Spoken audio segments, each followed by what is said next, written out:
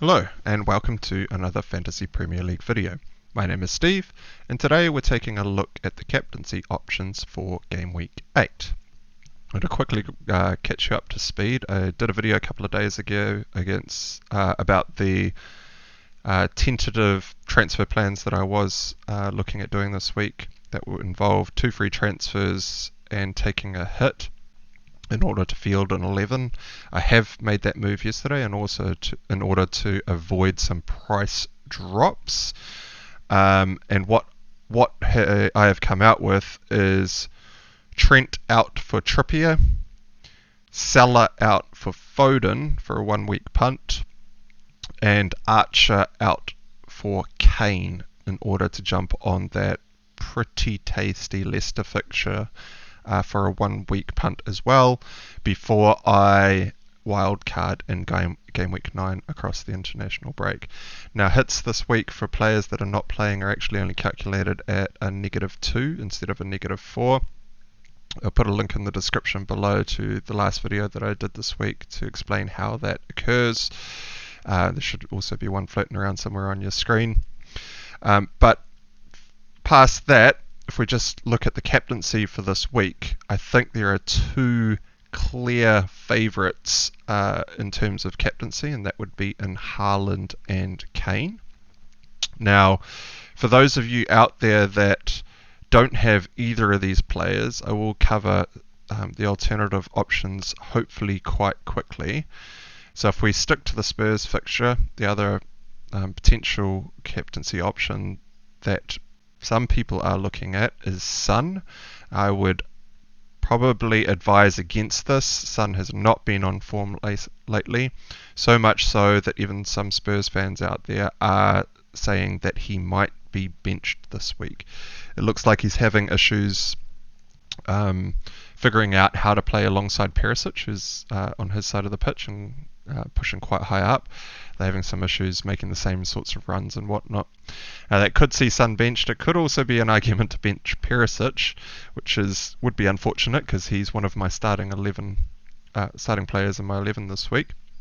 But if you are considering Son this week, just because he has not been on form so much so that he may be even dropped, I would steer well clear of captaining him. For those of you out there with a KDB who also don't have Haaland and Kane, he could indeed be a great shout this week. Some things to keep in mind though.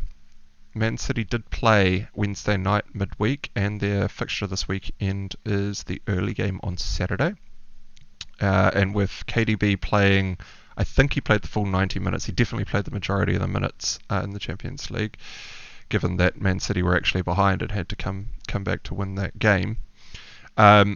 He could be a great shout. He's on set pieces. There's going to be a few tired legs out in the City outfit, given the quick turnaround from the midweek fixture.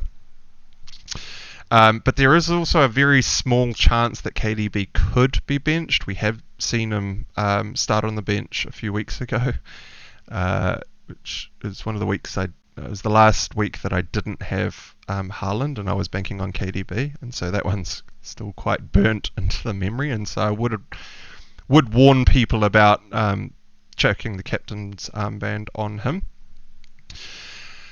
And outside of the Man City and Tottenham fixtures, there are some alternative options, and there are actually 3 good ones that I can see. One would be Mitrovic going away to Nottingham Forest. Mitrovic has been converting quite a few opportunities of late. He's a man in form, and he is travelling to Nottingham Forest to just leak goals and opportunities. And we could see Mitrovic come away with an attacking return or 2 in this game. We also have Jesus away to Brentford, if you guys still have him in your team out there and haven't wildcarded him out to some of the other options at a slightly cheaper price point. And the final option is a much more left field pick probably, and that would be the man Isak at Newcastle up front, who is hosting Bournemouth this week, and that is seriously just a fixture play. Isak is new to the Newcastle team, and we don't know a hell of a lot about him, but what I have seen from him to date is the man loves to shoot, And so anyone who's peppering the goal is going to get some attacking returns if they are relatively accurate, or accurate enough to at least hit the target. And so he and Isak playing a struggling Bournemouth outfit who have just got a new manager as well, could come away with a bit of a haul this weekend. But if you are going with any of these options, that means that you are snubbing the likes of Haaland and Kane, who I think are the far and above outstanding captaincy options over their compatriots. And so where I have landed at the moment is with captaincy on Haaland and vice captaincy on Kane, and there's a couple of reasons for this. I see Man City winning this game against Wolves probably 2-0. Would be 1-0 or 2-0, maybe even a 3-0. I don't see Wolves rolling over and getting absolutely slaughtered here, and so what we could see is Man City getting a lot of the getting ahead, then maintaining possession, and rather than absolutely going for the jugular and trying to, put 7 or 8 past Wolves, they will probably just manage the fixture and try to play out the minutes to avoid injuries, given the short turnaround from the midweek game. However, Haaland is the focal point for all of Man City's attack, and so if it's a 2-0 victory, I pretty much bank on the fact that Haaland is the most likely person who's actually going to be scoring the goals. If not, he will probably be involved in an assist or two if there was 2 goals. And so I would almost bank on Haaland coming away with some sort of attacking return this weekend, even if he is pulled at the 65 to 75 minute mark. He will probably only be pulled if he is either completely struggling, which he shouldn't be because he's young and fit, or if Man City are absolutely coasting through the game, they no longer need him, and so he could be pulled off with the game already secured and points already in the bank. And so you may not get through to like a hat-trick or an absolutely monster haul from Haaland.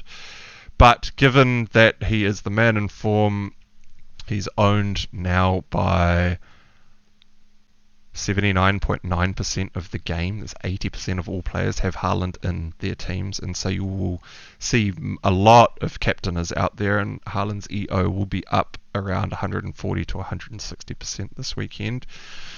And given that he's almost, in my eyes, guaranteed an attacking return or better, to go against him and the EO is actually quite a risky play. Now, I have already taken a hit this week in order to field the 11 and delay my wildcard, and so diverting away from Haaland with the captaincy on top of that is, for me, probably a risk too far. Now, the player that I bought in this week is Kane, which is actually why I mostly took the hit. I wish to get rid of Salah. I could have gone from Salah to a Son or KDB and saved the hit and actually worked my team a little bit different. But Kane's on penalties. He's playing an absolute shambles of a Leicester outfit who have just been leaking chances left, right and centre. Kane has also got 5 goals and 1 assist in the first 6 game weeks. That's 6 attacking returns in 6 weeks. I mean, these are outstanding figures. The only problem is you're comparing him with Haaland in the same price point. If Haaland wasn't in the game, Kane would be 150% EO captain player this weekend. It's only because Haaland is there. And he's even still is losing price. I mean, Kane's dropped to 11.4 even though he's gone 2 points, 8 points, 6 points, 10 points, 5 points, 9 points. Pretty good reading, really. And when he comes up against Leicester, who are super leaky, and you compare that to a Wolves, who are defensively pretty tight, you can see a 50-50 flip in terms of the captaincy this week. And if you haven't taken hits and you haven't done anything too risky in your team, captaining Kane this weekend could be a great shout to jump up the rankings. Kane could quite easily come away with a hat-trick here. Leicester are just that bad, like seriously. And Kane and the Spurs team are actually looking like they're starting to pull things together, starting to get a lot more shots on target. They're starting to sink a few goals away as well. And so in a straight shootout on any other given week, I'd probably even edge Kane to pull the points in on Haaland this weekend. However, the likelihood is they're going to score relatively similarly with the amount of attack that Man City can generate. Haaland could quite easily outscore Kane, and with those EO figures, this is why I'm landing on Kane with the captaincy. On Haaland this week with the captaincy instead of Kane. And if Kane goes away and bangs a hat trick, that's happy days for me because he's at least in my team. Yes, I haven't capitalized on maximising the points of that hat trick, but let's say Haaland gets a goal and an assist and 2 bonus, and Kane gets a hat trick. The points difference there probably works out to be, what's that, 3 4s, 12, 14, and 3 bonus, 15 times 2 is 30, compared to, we're probably looking at 12 points doubled. You might lose out on 6 to 10 points if Kane absolutely slaughters it against Leicester over Haaland. And for that amount of points difference, I would just err on the side of caution and stick with Haaland for the captaincy. Now, if Haaland was playing someone like an informed Liverpool, this would probably just be a no-brainer and you jump straight on Kane for the captaincy. But because it's a Wolves outfit who are defensively good but can be taken apart like they were last year against Man City. Kevin De Bruyne banged 4 goals against them last season. It's still an easy enough fixture for Man City to get a haul in, and for Haaland to land with that haul. And so, given the EO factors and the fact that I've already taken a hit and I'm delaying the wild card, to absolutely double down and captain Kane over Haaland as well just seems like a bit of a risk too far for me at this point in time, and so I am sticking with Haaland. Now, that's the captaincy video as I see it this week. If you did make it this far through the video, please do consider giving the video a like, and if you want to be notified about more videos coming your way, hit that big red subscribe button to be notified about the latest content being released.